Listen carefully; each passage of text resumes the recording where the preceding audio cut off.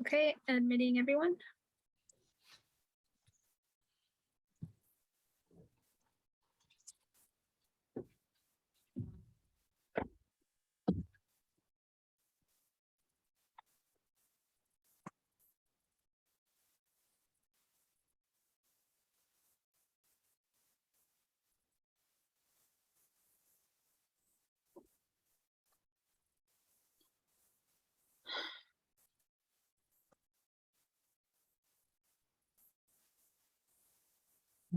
Yeah, looks like everybody. Welcome, everyone.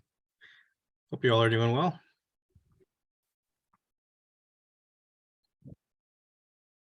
Hello, everyone.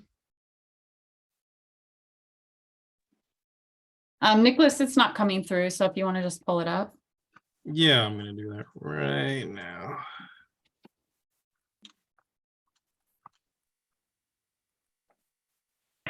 Good.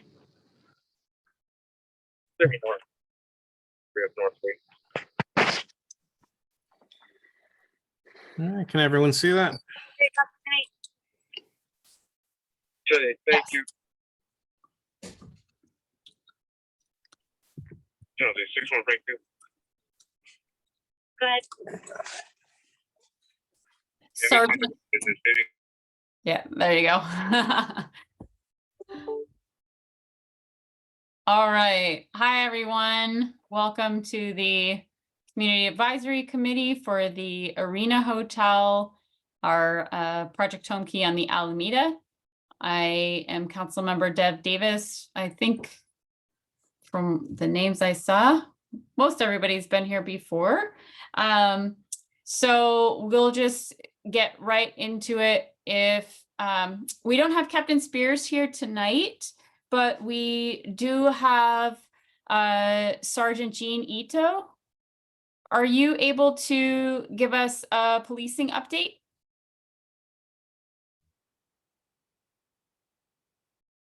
You're on mute, Sergeant.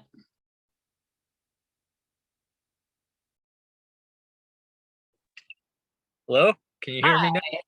Yeah, hi. Can you give us a policing update for the Alameda kind of in the last month or so?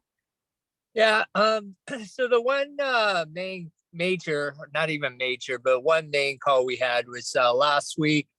There was a brandishing of a weapon and possible hate. It's hate related because some derogatory words were used, but that was about it. The suspect is unknown, got away, probably one of the local transients from what we gather. But that's about the main major thing. Other than that is we get the same routine nuisance calls that we get up and down, regarding like the homeless and the mentally ill. Okay. I know there are some questions about foot patrol and this may be a question for Captain Spears, but I think you probably have the latest update. There was So Captain foot patrol. Okay, yeah. So Captain Spears is working on this, foot beat program. So far, he's had a couple of them where they come out, they kind of walk back and forth in that area. That's been progressing well. He's trying to increase it so that we could get more of this going on. But again, because of low staffing, it's basically an overtime thing that that we would have to do to create these officer positions. And he's trying to get as many people as possible to take part in that. Other than that, everyone's trying to think of new and innovative ways to help deal with all the issues, so that we could make San Jose a safe place for everybody to live and shop at. Other than that, I don't know if you guys know the Whole Foods down the street. So over there is what's called a pay job officer, usually there. Those are officers that are off duty, but that get paid by like the establishment to be there. So that's another additional, resource. Obviously, they're kind of landlocked with Whole Foods, but their, visual presence is also a major deterrent for stuff as well. Yeah. I think there might be some questions from folks Mhm. for you. Yeah, that's fine. Go ahead and raise your hand if you have a question. I'm kind of looking at the participant list. Sandra? You're muted. Hi, How about now? Hi. hear ya. Thank you so much for being here. So I'm gonna read this so it goes really fast, okay? So just yesterday, I got a call at 4:18 from my mother-in-law who was leaving Whole Foods. A naked man had left the store after purchasing 3 items. Checker 1 was aghast along with other shoppers who were leaving the store. My mother-in-law said she would no longer shop there. I was there within 10 minutes interviewing the employees and the new security guard. I asked where the police officers were. They replied, the manager said that level of security is no longer necessary. Mohammed, the new security guard, said he felt his hands were tied. The man did have on thongs and a white tunic, so he could not deny him entry, even though his stench was evident. He said it was his first day transferred from San Francisco, and there he had more discretion on who he should escort out of the store. I then went to Ace. Employees said that was not out of the norm. A lady with a grocery cart was in recently, no clothes below the waist. Both employees at both places raised the Arena Hotel and hoped that more security would be forthcoming. CVS is closing on November 10th. And we really hope Whole Foods, given our anchor neighborhood store, doesn't follow suit. It's apparent even within the last 2 weeks, the neighborhood security situation has deteriorated. Can you please tell us why the police officer presence at Whole Foods has been discontinued? And what can we do with it? Well, I can answer the first part of it. The Whole Foods makes that decision themselves. Yeah. So if they chose to hire a security guard rather than pay, it might be, and I think the sergeant can chip in with this, chime in with this. It might be because we are a bit low on our staffing, not because we have budgeted for it, but we've gotten a bit low on staffing. Recruitment has gotten a lot tougher since 2020. And so that means that everyone is sort of already working overtime, and having to doing this secondary employment is costing places more to do. We're having the same problem at Valley Fair, but Sergeant, I'll let you chime in on. Can I just add just one tiny thing here? Is there any option to offer the neighborhood a public-private partnership where we can pitch in like to help out with the salary or something? That I don't know, but okay. So let me just explain. So we have what's called pay jobs. They're off-duty officers being employed by private businesses. Now, any private business can do this. Any private person can do this too.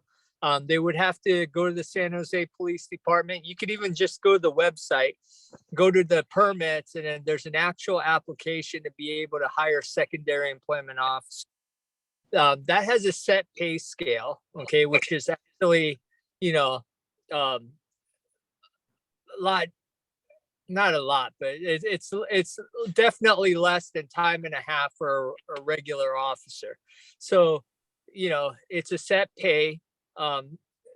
On top of that, so that's if you want to hire an officer. So usually businesses like Whole Foods would go through that, and then they would hire an off-duty officer to work there. What Ms. Davis was saying is true. Basically our whole city police-wise, we're very, very short-staffed. And, part of the short staffing has led to the point where, we don't even have enough officers for patrol. So we had created what's called pay cars, which are overtime cars. So we all work like 4 days a week, 10 hours a day, but even the 10 hours are sometimes like more like 12.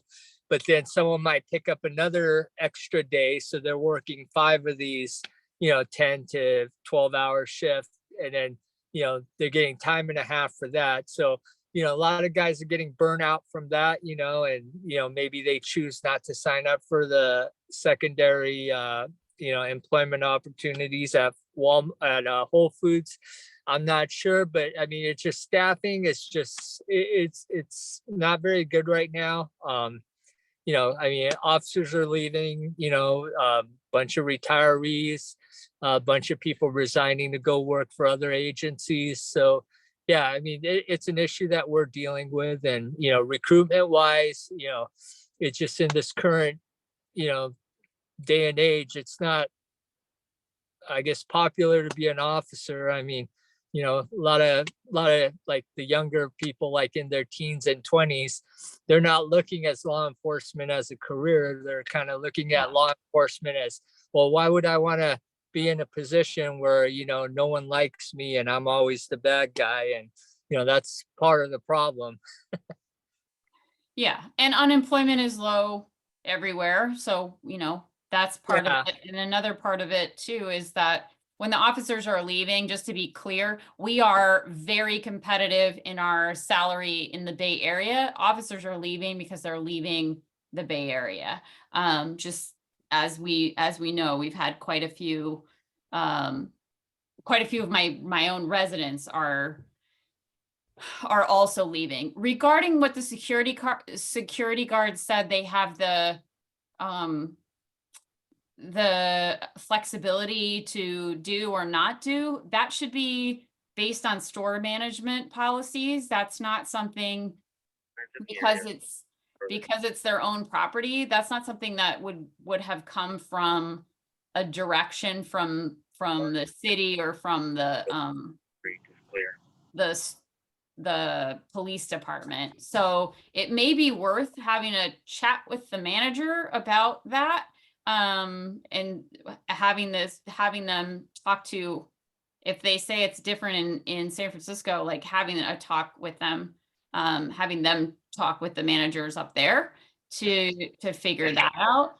And some other, it's not, just so you know, it's not about the funding, it's about the staffing, which is that's a harder issue at this point, to deal with, as there's a big concern about burnout. Del? Yes. Last week, that lady's story about Whole Foods was very interesting. I did not know that. Yeah. And last week there were two of us, we walked up to the Alameda, and there were two uniformed police officers who were on site to Subway sandwiches that just had been burglarized and vandalized. Their window was smashed in. And so there was shattered glass everywhere. The officers were on site, and we had actually gone to Starbucks. We were there for Starbucks, but all the furniture has been removed. There's no tables. They're still open, but because they've had so many homeless issues, the employees have been spit on, homeless pee on their floors, they trash the place, etc. And then and that was sad. And then as we left, I looked across the street.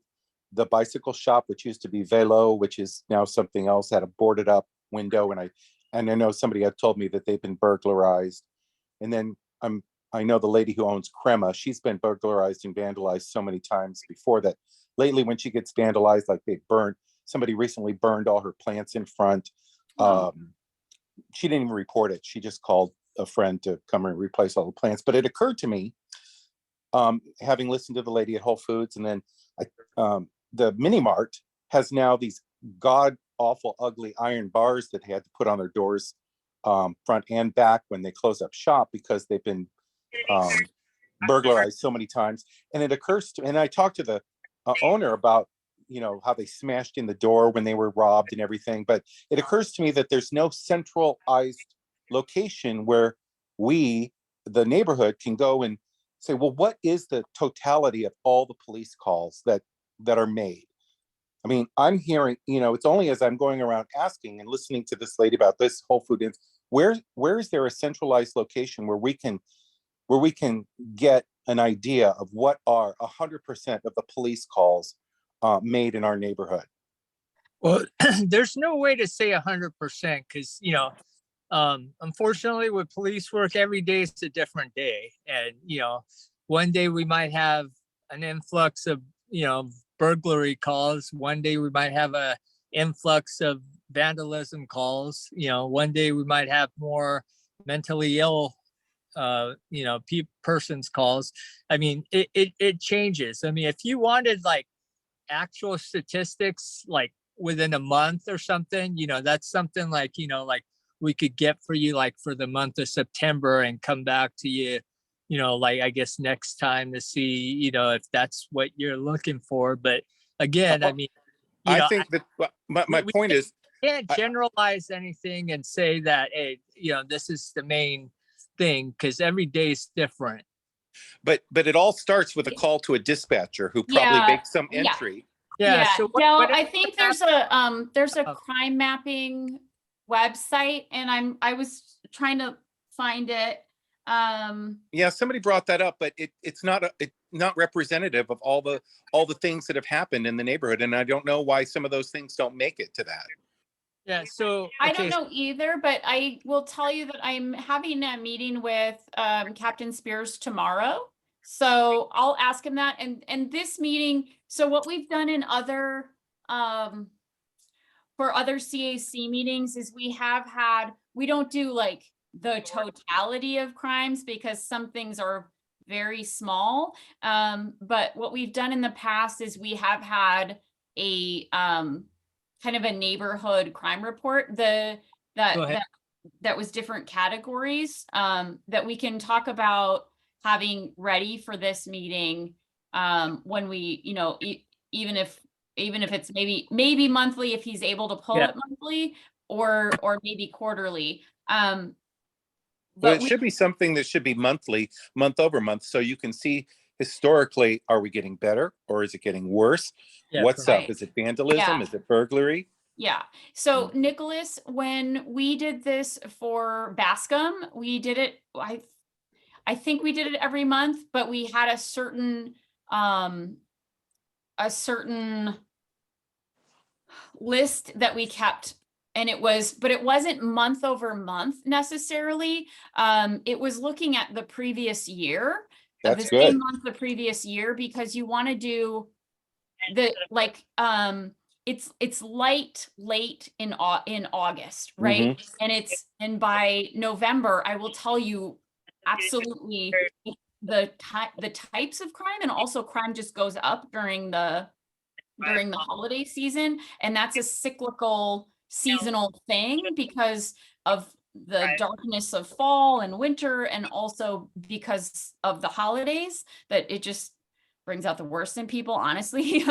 But so looking at last month versus this month isn't as useful as looking at the last year, the same month as this year. I think year over year would be even, very telling as well. Yeah. So Nicholas is going to put that on the list and make sure that I remember to talk to Captain Spears about it tomorrow in our meeting. Great. Thank you for bringing that up. That is something that we did do. It was, I'll be honest, it was something that we did do after I know why we need to do it here now. I agree. It was just, I hadn't thought of it because it was something we did after the shelter had opened in our first CAC. So I appreciate you bringing that up. Thank you. And we will have to talk the next meeting. I think it would be good to talk about where exactly we want to look. Like, do we only want to look along the Alameda, or do we want to look in the residential areas nearby as well? And then we get into kind of another issue of how mobile the folks are, just to be frank about it, how mobile the folks are who live in the creek, Los Gatos Creek, and whether I don't know that that's the same population of homeless people who come all the way to the Alameda. They're I think they may be a different group. They might be the same group, but I'm not sure. Along the same lines as the homeless, I've been talking to this whole camp that's being broken up, the Guadalupe camp. Yes.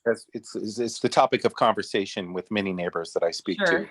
And a lot of them seem to believe that there's not a willingness to, these people are being made offers to for alternate housing Yeah. or something. And a lot of them are just turning it down because they don't want to abide by rules, or they don't, for whatever reason. It's not a lifestyle. They don't want to Yeah. answer for whatever reason. But I don't understand. Some of them made very good points, like all the trailers that are being moved. Uh-huh. They're just going to move them somewhere else. Why don't we continue to enforce the local parking rules, like, the 72-hour rules for RVs, and which forces these people to either keep moving, which is very inconvenient for them, Yeah. so that they will want to take advantage of one of these offers that come their way. Yeah, good question. If you wouldn't mind, I'm putting that in the parking lot for now. I want to Okay, cool. I want to be mindful of the sergeant's time. Great. And I'm happy to address that question from my perspective. Okay. When we Roger that. when we're done with the policing update. Jack? Hello. Hi. There's multiple levels here. The community and the concerns that Dell brought up and the other lady brought up are huge. Yeah. But at the same time, I'm very curious about what is the security plans for the Arena Hotel. And I don't think we can expect, given the situation with the San Jose police, that they can do all of the patrolling. Correct. So all these organizations, and we have numerous organizations that are involved in this process. Yes. What are they doing to include security Yes. for the arena and the area close by? Yes. Great question. And we actually have, Nicholas, can you tell me who was going to answer that question? Yeah, I think that'd be best addressed after project updates. We have John Bigley here from UHC and all the other principals. I think after project updates, then we can go to the broader Q&A. Well, I'm hoping that in the project update, someone can answer that security question, because it was in our list of questions. Okay. Well, that's good. Because last yeah. time it seemed to me as though there wasn't 24-hour coverage. And I think that's still being worked out, but we'll hear what the current update is. Good. Yeah. Does anyone have any other questions for the sergeant? Just always want to be mindful of our PD's time, as we've just talked about. Oh, no, I'm fine. I mean, I like to answer some of those questions if you'd like me to. Well, the on-site security for the Arena Hotel is not going to be done by PD. Yeah. But all those other questions that came up, I mean, obviously you're answering them, but if they wanted to hear, our perspective, I mean, I'd be more than happy to give that. Or Sure, go ahead. Okay, so I don't know, I kind of lost track, because what was the first question with the first lady? Oh, well, Sandra's question was about the on-site security at Whole Foods. Okay. And kind of their Sandra, go ahead and ask it again. So part of how you answered it is correct. Because it's a private business, even if officer was present there, okay, we can't enforce store policies. All we could do is, we're there, but we could, we're governed by the laws that are set by, federal, state, local levels. So, if they don't meet the criteria for, indecent exposure, then there's not much we can do for that. Okay. Obviously, urinating in public or, defecating in public, if we see it, it's what's called an infraction, kind of like a speeding ticket. We could make contact with them and we could cite them for it, but it's not something that someone else sees it and tells us and we can do something about. So, I mean, that's, what it comes down to for that. Okay, thank you. Was there something about Guadalupe that you wanted to discuss? Okay, so yeah, so all these homeless encampments, okay, it's not like they don't have a place to go. I mean, we have a multitude of resources. There's, temporary housing, there's the shelters. But the problem is like, every individual is different. The people that, want to take advantage of these resources and do, they go on and, they live good, better lives. A lot of them, they don't meet, or not they don't meet, but, they don't want to take advantage of these resources because, when you take advantage of these resources, there's a lot of rules and regulations, like you can't do drugs, you can't be drunk, you might have to shower at a certain time, and, you could eat at a certain time, but, they don't want that. They want the freedom to be able to do whatever they want, whenever they want. And that's an individual decision that they make. And, we can't force someone to not do what they want to do. The RV parking. So we could slap the 72-hour sticker on it where they have to move it. But technically, if they even move like 4 feet, they've moved. And then they could move it right back, after another 3 days, and they would still be in compliance. And, for us, we used to be able to chalk the tires, but now we can't chalk the tires anymore because, that's considered invading someone's space. So now the only way we could, keep track of a car is to take a picture of it, or RV, take a picture of it and make sure it's in the same place. But once it moves, even so slightly where it's, a different background, there's not much we can do. We would be doing is just putting the sticker back on, and a lot of these guys, I mean, they could push their RV, even without, like, if it's a fifth wheel and there's no car or truck to pull it, they could push it like 10 feet. And then, the whole clock starts all over again. Kelly, did you want to chime in? Thank you, Sergeant. Again, I want to be respectful of your time, so please do feel free to log off. We'll move into other project updates and stuff like that. I appreciate your time. All right. Bye-bye. Thanks, council member. I just wanted to weigh in and just let everybody know that we have a full all hands on deck team out at Columbus Park and Guadalupe Gardens. It's been Kelly, do you want to introduce yourself? Hi, I'm Kelly Hempill. I'm the division manager for homeless solutions for the city of San Jose. Thank you.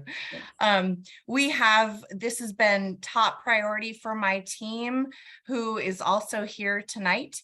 And we have Home First, who has been our primary outreach organization, who has been at the site every single day. And we have a variety of different options for people. It's not as easy as perhaps PD may have made it seem like. It's not one size fits all. So we have to look at everybody's individual needs, and we are working very, very hard. We've housed over 150 people, and we're working day in and day out to continue our efforts, and they will be continued for the next month.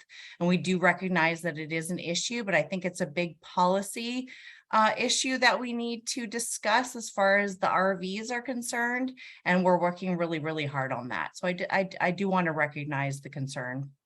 Yeah, and just to be clear, when Kelly says 150 people, that's 150 people just in the last few months, just at the Guadalupe site. Kelly and her team have housed how many thousands since the pandemic started? Oh, it's not our team alone, it's a whole region, but it's thousands for sure. Yeah.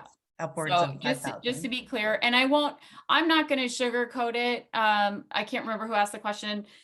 Jack, I think it was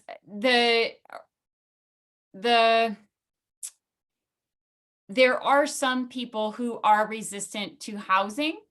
And Kelly's right. It's for different reasons, right? So, there are all kinds of reasons why people might be resistant to housing, and it doesn't necessarily relate to what they're talking about what the sergeant was talking about in terms of rules. Once you get into learning about each individual case, there might be people who have been traumatized by being in the shelter, especially I'll be really honest. I have not met, I've been to a lot of interim housing and permanent senior affordable housing sites, for example, and I have not met a woman yet who wasn't assaulted while she was homeless or while she was in the shelter.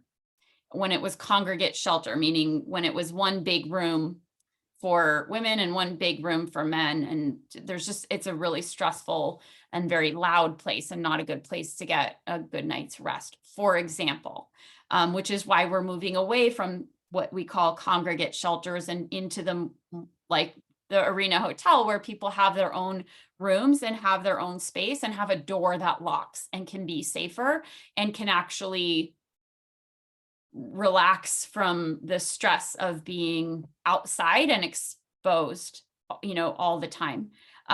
So getting people to kind of get into the mindset about being inside again is also there is a psychological barrier there.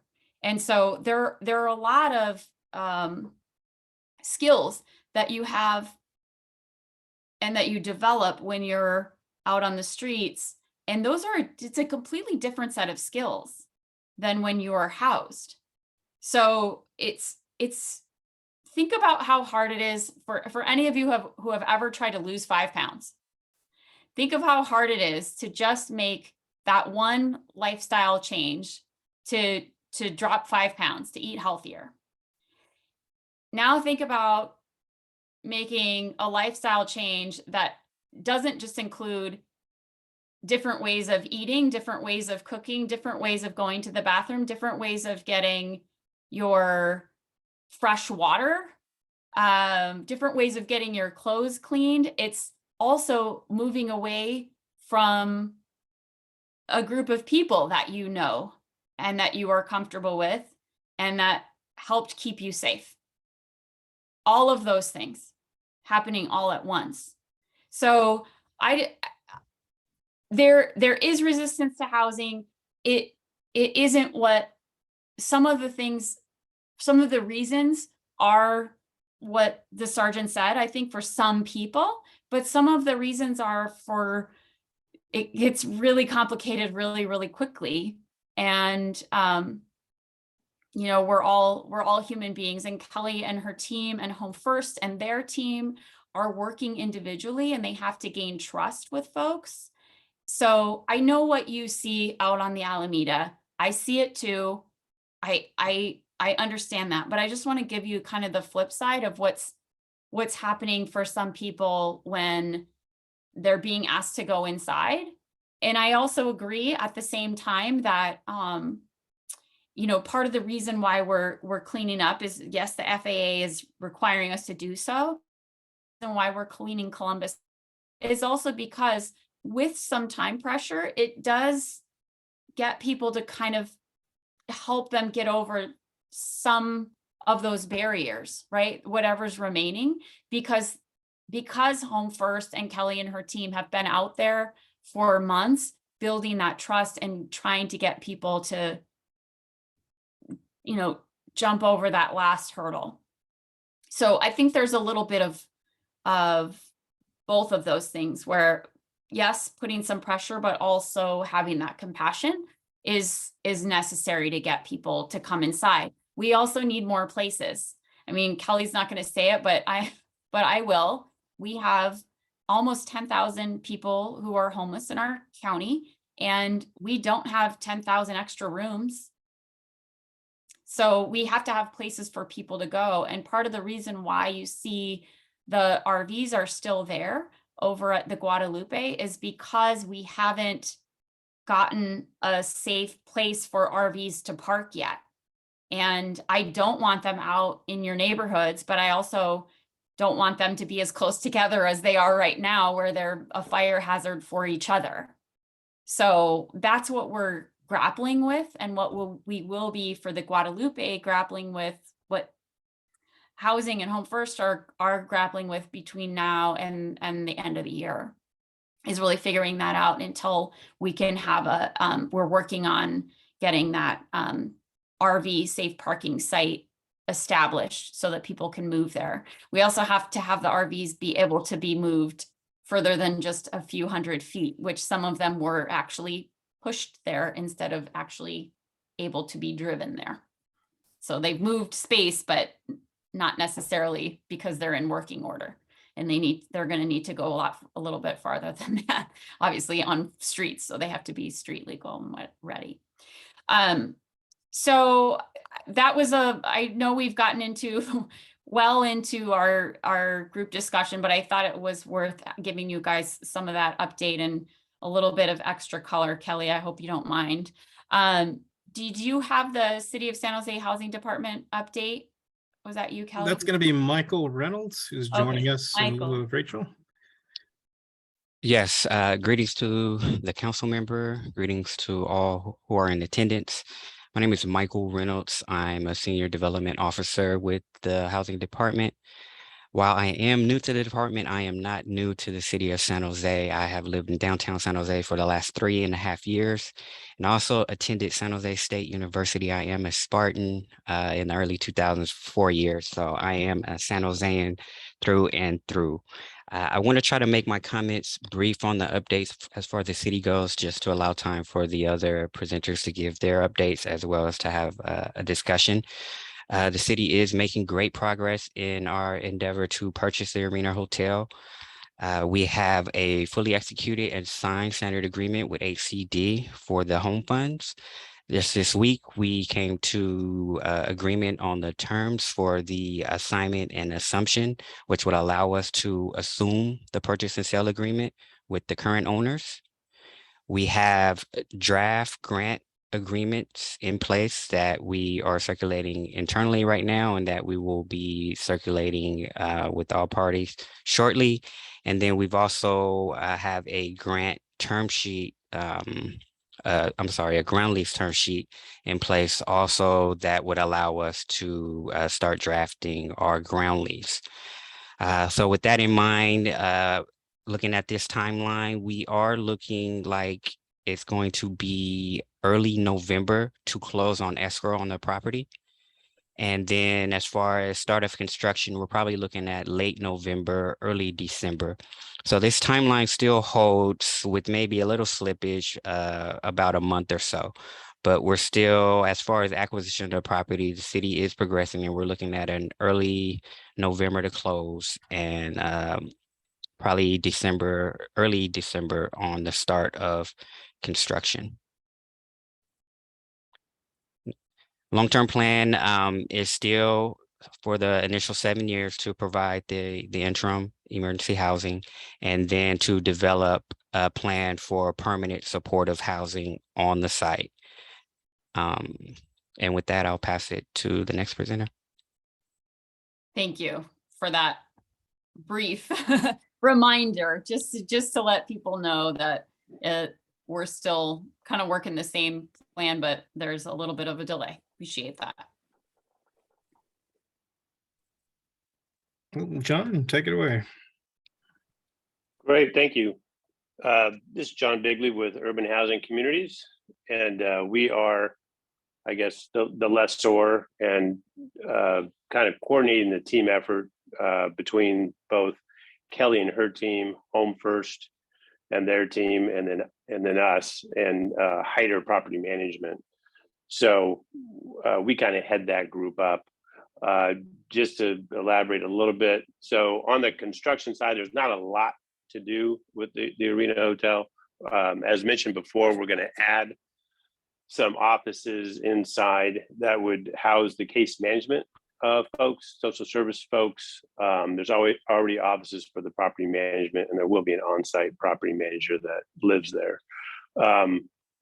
So the actual construction of the site isn't going to take very long. I would think probably 60 to 90 days at the most, and then we'll start working again with the housing folks of the city and Home First in order to move people in. We will have, I guess this is probably the time I'll talk about security. Jennifer on my team isn't here tonight, but she is working with a couple of different local security companies, getting proposals for the security. And she's working on that in conjunction with Home First, because they've got some good contacts with local organizations there. So we're working on that. In addition to that, you know, for me, when we talk about security, we're talking about, again, it's a team effort like anything else. So part of that, what helps security is if we have good case management, we have good social service programs, we have good property management. It's all of those groups that work together that really provide the complete security package. Yes, there's going to be on-site security, but if that was the only component, I think it would fail. We need everybody working as a team to make this a success. And I just want to reiterate that, you know, right now the city doesn't control the people that live there, unfortunately. And one of the reasons that this is being undertaken is to now try and control it. And so we can hopefully reduce the issues that are currently occurring. But I mean, we will have cameras on the community, not the community, but the parking area and stuff of that nature. With insight inside, they'll have a monitor that, you know, they'll be able to see if people are hanging out there that shouldn't be hanging out there. And then I think that's kind of about it for me. Awesome. Thanks, John. We have Bea Ramos from Home First. Take it away. Hi, good evening, everybody. My name is Bea Ramos. I'm the VP of Emergency Housing with Home First, and I'll be overseeing this project as the operator. Thank you. So as we shared earlier, there is no real one-shoe-fits-all to solving homelessness, and there is no silver bullet. And by simply providing a space for someone or a home for someone experiencing homelessness, we can guarantee almost 100% that homelessness won't be solved.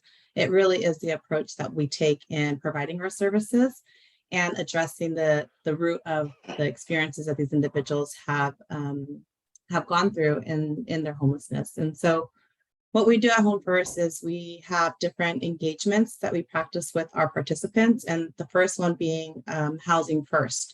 And so this might be a new term to some individuals on this call. And what it means is that we believe that every individual has an opportunity to be housed successfully and to remain housed successfully. And it can be very difficult for someone to focus on their substance use, to make a commitment to their substance use, or to make a commitment to seeking employment, or to making changes in their lifestyle if they're worried about where they're going to sleep at tonight, if they're worried about what they're going to eat tonight. And so what Housing First really believes in is by providing an individual a safe space and some time to put together what they want to do next, then that's when they can start to make that progress of moving towards exiting to permanent housing. Another approach that Home First takes is motivational interviewing. And so motivational interviewing is also asking open-ended questions to our participants and having open-ended discussions where the participant realizes that they have the power to make the changes that they want to make in their lives. And so it's not Home First coming in telling them you need to do A, B, and C if you want to exit your homelessness. It's really listening to their voice, having their voice be a part of what their housing action plan looks like. And our last approach is really trauma-informed care. And what that means is that we want to minimize re-traumatizing individuals that have gone through trauma. If you can imagine, if you have to live outdoors, you've experienced multiple traumas just trying to surviving the elements, surviving sexual assault, surviving a lot of different things that happen outdoors. And so, you know, we want to make sure that we're coming into this with a trauma-informed care lens and really meeting the individuals where they're at, and so that they can address that trauma, so that they can work towards their mental health diagnosis and get onto a plan to exit their homelessness and their specific housing plan that they develop for themselves individually. And then again, like I said, there's no silver bullet. You know, there's not a one shoe fits all. We have so many different paths to exiting one's homelessness. We have success stories every single month. I think this month alone, we have 8 or 10 different success stories coming out of our interim housing sites, which are similar models. We have individuals that have been homeless for years and years. And now after a couple of months at our site, they have been able to focus on rebuilding their relationships with their families, seeking employment, and have moved on into their own permanent housing unit that they're going to be able to afford without any subsidy. Aside from that, I did want to touch a little bit on the safety support that Home First offers. And so by having an operator like ourselves, we really rely on community involvement and engagement, which are similar to these meetings that we're having today. And also by creating different phone numbers and emails where you can report any concerns that you might be seeing in the community so that we can address them in a timely manner. Secondly, we do partner really well with our law enforcement. So we are part of the STOP program, which prevents individuals from trespassing on property. And we work in partnership with them to address any criminal activity that's happening on site. Third thing is that we work really well with our mobile crisis response team. If there's someone who's exhibiting a mental health crisis, we would first call the mobile crisis response team versus the police department. And then we also have our internal clinician teams available to be dispatched to our site to offer support as needed. And the last thing we do is we really focus on our approach again through housing first, through harm reduction, through trauma-informed care, and really educate our participants on what the expectations of our program are and the accountability piece of what will happen if the program guidelines are not being adhered to. And those are my updates. If anyone has any questions, I'd be more than happy to answer them. I will go to an update from Hyder first. Okay. And then we'll do questions. So, Kyle, are you on? Hi, everyone. There. Cool. I don't have too many updates. We kind of come in at once the property is acquired, but just kind of some highlights. We've done affordable housing for 55 years. We manage properties very similar to Arena Hotel that are formerly homeless. So we work very well with organizations like Home First. So we've worked with UHC for about a dozen years as well. So we do a lot of focused here in the state with the permanent supportive housing, like the Arena Hotel. So that's 711 units that we manage currently with that of our 8,600 units that we manage. So we do have experience with HCD and Project Homekey. We kind of piggybacking on everyone's comments. We obviously feel that it takes a lot to help manage these properties, manage the residents with the case management, the service providers, surrounding neighbors as well. So we just are happy to be a part of the team. And I don't have many more updates, but certainly if you guys have questions at the end, I'm here to help. So I did want to note there was some questions about parking. So we do have parking in our lease that required the vehicles to be operable. They also need to have insurance as well as be registered with the state. And then, there was a mention of overnight parking. Obviously, residents, if they do have a vehicle, they can park, overnight. We issue parking passes and stickers to ensure that those vehicles are, of course, registered and have proof of insurance with the property management team. So, but other than that, I don't have anything else. So. Awesome. Kyle, I just want to clarify. You mean the on-site parking, right? Yes. But parking in the lot for Correct. the- Yes. Yeah, okay. Yes. Thanks. Correct. I just wanted to make sure. Yep. Thanks. Yep. Cool. Thanks, Kyle. Next, we have Karen. Karen, are you on? Oh, there you are. I think you're muted, though. Good evening. Thank you for letting me speak tonight. I'm here tonight with Lorena Serrano from my office. Lorena and I are with Associated Right-of-Way Services, and our role is to plan for relocation assistance for the 2 households that are currently living at the hotel. So what we've done is we've created a relocation planning document that was circulated for a 30-day review and comment period that addressed the project's impact on the 2 households. One is the resident manager and one is an adult couple who lives in one of the hotel rooms. And so that comment period ended today. We received 2 comments. Neither comment was specifically about how we might improve the relocation program. One was thank you very much for the project, and the other one was a comment more about the homeless situation in the community. So we will finalize that document and provide it to the city for review and adoption. And last month, we went over just the general relocation assistance program, so we won't go into great detail today. I think you all had an opportunity to review our relocation plan that describes this as well. But we are available to actually help these households find new housing, provide moving payments to get them into new housing, and help with any increased rental assistance needed for 3.5 years. So, and just as a point of reference, in case you needed, these are the laws and regulations we're following to make sure that we provide the assistance as needed. So we are available as if anyone has any questions, we're happy to answer those. Awesome. Thanks, Karen. All right. We are in the, if I'm remembering correctly, we are in the discussion and Q&A section kind of now, open. right? Is that everyone? Kind of opened it up earlier, but yeah, now it's general Q&A. So Okay, got I it. see Sandra Sandra's has got her her hand up. Hello again. This might be a question for, is it Bea? Okay. B, I think. B, it's B. It's B like Bumblebee. Oh, nice. Okay, I'll write that down. I'll remember your yellow sweater.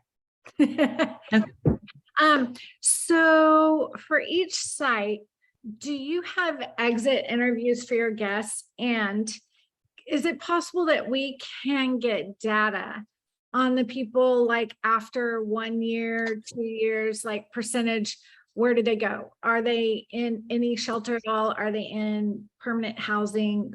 Because I'd love to know like the success rate of Arena Hotel. I mean, it'd be great to be able to tell the neighbors, right? Yeah, definitely. We provide participant surveys twice a year when they're involved in our program. We also conduct exit interviews with our participants to get some feedback on what worked well for them and where their exit destination is going to be. We do track all of our information through HMIS, which is the Human Management Information System. And so although we're not permitted to share specific data for a specific person because we don't have release of information, there is a way to pull the data that the city will report to the city on a quarterly basis. And so I think what we should plan to do, B, is that we should plan to also do those reports to this group as well. And we can just put it up on a slide when obviously this will be a ways away because we're not even gonna have people living in there until March or April, but we'll definitely add this that'll be kind of a regular item. So obviously we won't necessarily have project updates once people are living there, but that will be something that will add to this. Thank you, Sandra, for bringing that up. We of course want to track success metrics. Jack? Thank you again. Just a few questions.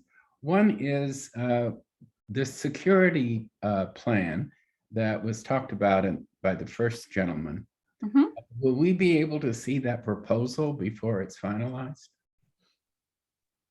John? Yeah, we can provide. We can provide what the final plan is going to look like for sure. Not a problem. And that we could have input into it? That's the purpose of these meetings. Well, I know, but So, there's one thing to have a presentation of what it is. It's Yeah. another thing to accept input into modifications. So, it's called the Community Advisory Committee for a reason. oh, So, okay. yes, Well, that is I'm that is glad to the hear plan. that. I'm glad to hear that. Yep. The other is that I know we discussed this before, but the possibility of having a psychiatric consult available to the people at the hotel. I don't know where that stands or if that's still being explored or not.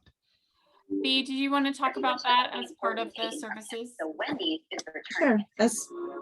As far as operations, we do have a clinician that is written into our contract. And so we'll have clinical services, not only this clinician, but our entire clinical department team can be leveraged for any clinical need and support. We don't have plans for a psychologist to be available on site, but we do partner with our mobile crisis response team to address any concerns, and they have the ability to 5150 somebody if it's necessary for their safety. In which case they will have an evaluation. But when you're talking about a clinician, you're talking about a clinical social worker, I'm guessing. Yes, we're talking about a clinical social worker. Okay. So someone who's a clinician that can provide, one-on-one sessions, groups, counseling, things of that nature. And that's great. I mean, I'm glad you have that. But having a psychiatric consultation available, especially if you're bringing people in who may be psychotic or have major mental illness of various types, I think that is important as part of your team. And I know the last time they said, well, the money isn't provided for that. Well, then I think San Jose needs to think about providing that. money. So B, could you talk a little bit about what a clinical social worker does? Because I understand a psychiatrist and a psychologist and a clinical social worker, they all have insight, I should say, into psychological issues. True. And I think that there's referrals that will happen if there's necessity, but I would like B, please chime in on that. That's my understanding, and I want to make sure. Sure, they're two very different roles. And so you're absolutely correct where the clinician. Not everybody needs. I don't know if that's us. Is it me or is it her? Council member, I think But I think your connection's a little, did she go? yeah, I'm unstable, sorry. Ironically. So I was saying that they are two very different roles. Our clinicians aren't able to 5150, our clinicians aren't able to prescribe medications. What our clinicians do is they provide one-on-one clinical services. They work on treatment plans. They help them, with their setting their treatment goals and also with making that connection. So if they find that their threshold is a higher need of service, then they connect them to an ongoing provider and make sure that those meetings are kept, that the person has transportation, a plan to get to their sessions. They also work with reminders in regards to medication, giving them, things like pill boxes so that they can keep their medications nearby and have reminders on when to take them. But they are two very different roles. Yes, and I guess my concern is when they are coming into the system, into Arena Hotel, that if they need medication, that they get on medication before they are brought into the hotel and that they stay on the medication. I know that that's complicated. I understand that. Mhm.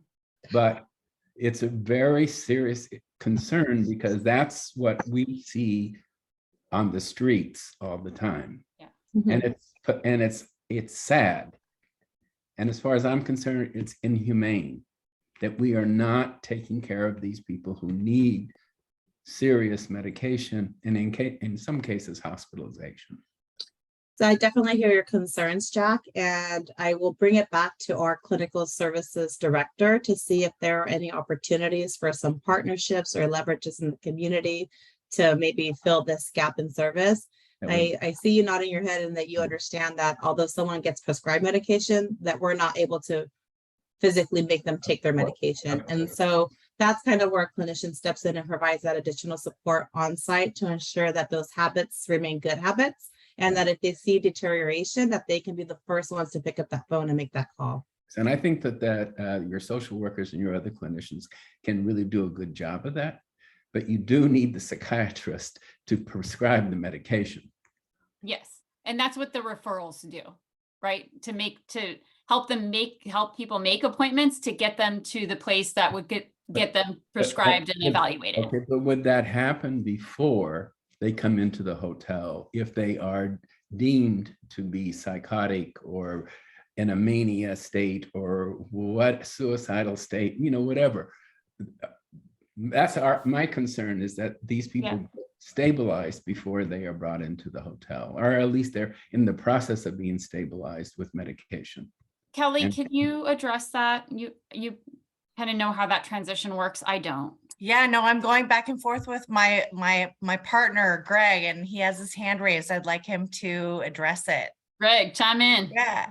Hi, everybody. Hi, Jack. My name is Greg. I'm with the housing department. And I just wanted to kind of address that because I understand where the concern comes from, but I don't think that if we look at the data from other sites where similarly positioned people are temporarily housed or interimly housed, we don't see the type of need that you're suggesting we would need at this type of site.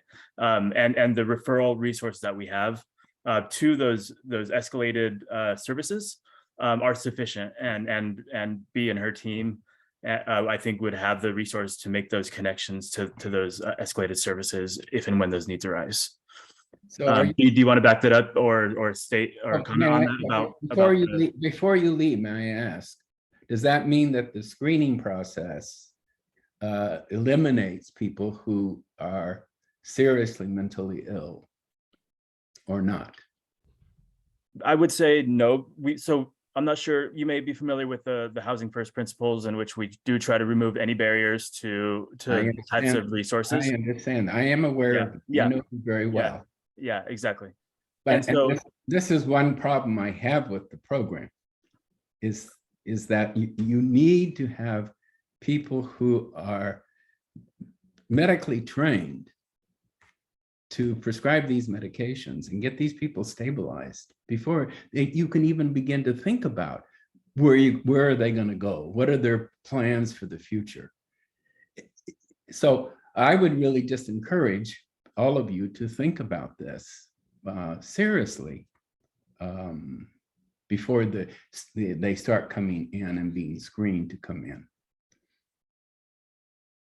I mean, if you think about the care court that Newsom has signed, that speaks to this need. It does, and it's also not funded, Jack. Yeah, I know that. I understand. That's part of the issue is I would rather, I'll be frank with you, I would rather have the folks who are wandering around on the Alameda be at the Arena Hotel, A, have a place to stay, B, have a clinician assigned to them, and C, then have a chance in hell of getting evaluated. Getting them evaluated when they're mobile and don't have a regular location where we can reliably expect them to be is nearly impossible. So it's sort of a chicken and egg issue. I hear you.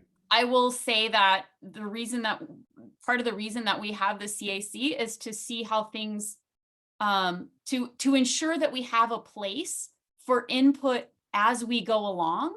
So I understand your desire to have people evaluated beforehand. I'm telling you right now, I think Greg and B are being very nice and PC about what they're trying to say. I'm telling you right now, it's not going to be possible. I just don't think it's possible. I know how hard it is for the folks who are at the Guadalupe to get them to talk to somebody, to get them evaluated is like not, it's just not honestly realistic. when we have folks at the Arena Hotel, if we have folks who are being evaluated, which they will be referred to and actually get evaluated, and are A, either not staying on their medication, or B, are not going to be able to live semi-independently, which is what the Arena Hotel interim situation is.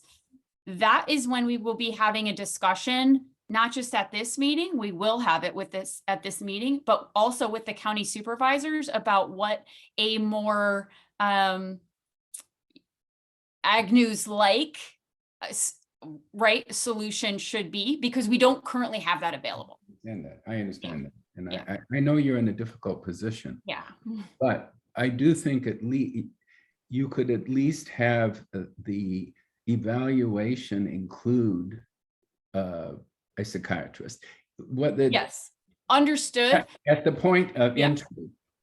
I think I'm not a clinician, but just from my experience, they're going to want people to be in a place where they can kind of get settled a little bit before they do those evaluations. I could be wrong, but B would know better than I would. But that's just from my very, very limited experience in another realm.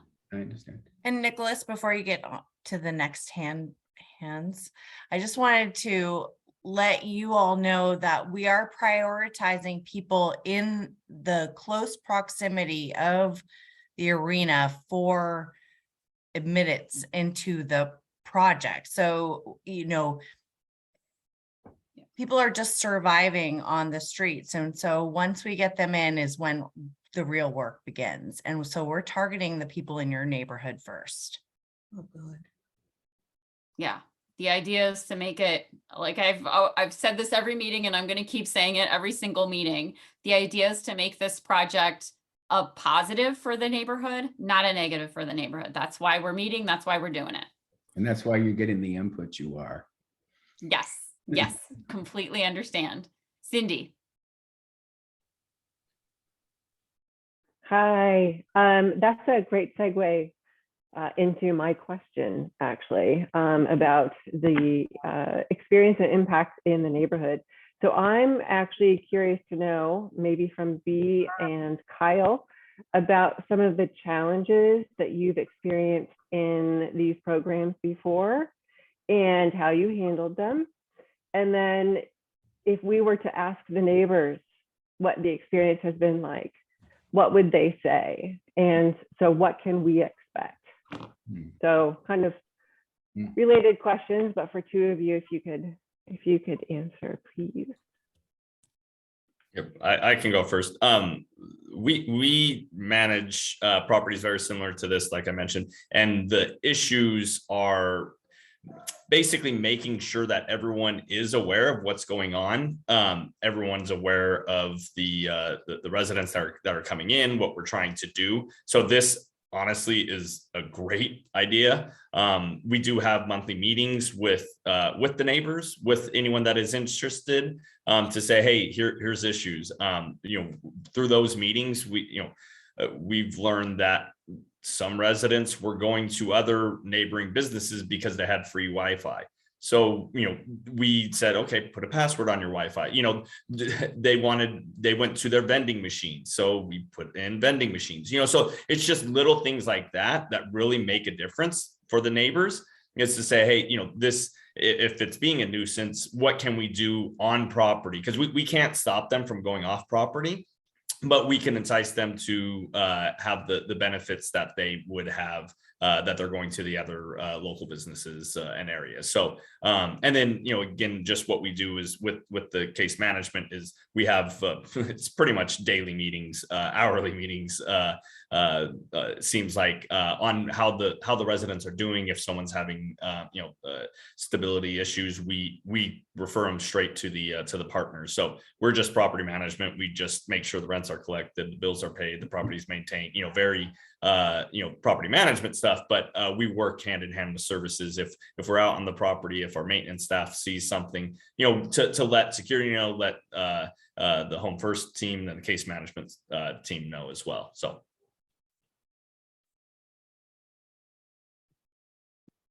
some of the challenges that we've had at our previous sites is that there aren't enough rooms, right, for the people that want to get into the program, and so that's always been a challenge.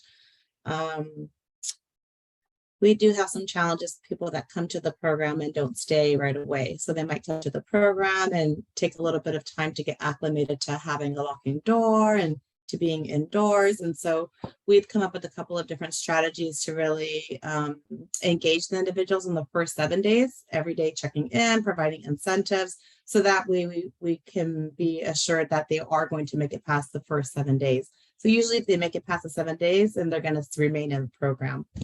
Some of the things that the neighbors have said, I think you can even Google it, do a quick Google search about BHC or EIH, and you'll see the news reporters interviewing people in the community about, hey, what do you guys think about this program? And they get upset and they say, I don't know why they're gonna build it here. And the news reporter will say, well, it's been here for 7 months. They didn't even realize that it had been there. And so I think that we're gonna do our best to make sure that all the residents are abiding by the rules and that the community doesn't feel any negative impacts by having us there. Our goal is to really provide benefits and positivity impacts to your community. Thank you. Sandra? Hi. Yeah, so as soon as the residents are on site, is there any way that we can get like a 1 month check-in and a 3-month check-in with the surrounding businesses like Ace and Whole Foods, just to get some of their feedback? Yes, we will. So we will continue to reach out to them. They are invited to this meeting and we will be continuing to meet even after lease up begins and is complete. So we'll be continuing to reach out to them. Thank you. That'll be through my office. Any other questions? I know we're about 15 over. It looks like we go about 15 over every time. So maybe we should just plan for this meeting to be 6:30 to 7:45. I really continue to appreciate all of your engagement. Jack, one last question. Yes, thank you for being patient with me. Sure. I had sent an email, and I don't know if the rest of the people who are part of this group, the community members, would like to have each other's email so that we could communicate with each other. I was told that was going to they brought up tonight, so I just wanted to remind people about that. Thank you. Nicholas? Yeah, I mean, if people want to consent to joining a distribution list, certainly happy to do that. So as one of my follow-up emails to this meeting, when I distribute the slides and so forth, I'll poll people and I'll ask, if you consent to that, and we'll see, how many join, and then we'll definitely put that together. Yeah, definitely. Great. Thank you so much. Yeah, no problem at all. Thanks. Again, I want to thank you all for your great questions and for making sure. I got a couple of notes, the crime data. There was one other thing that the security plan that we will for sure be bringing in and talking about as things as we get closer.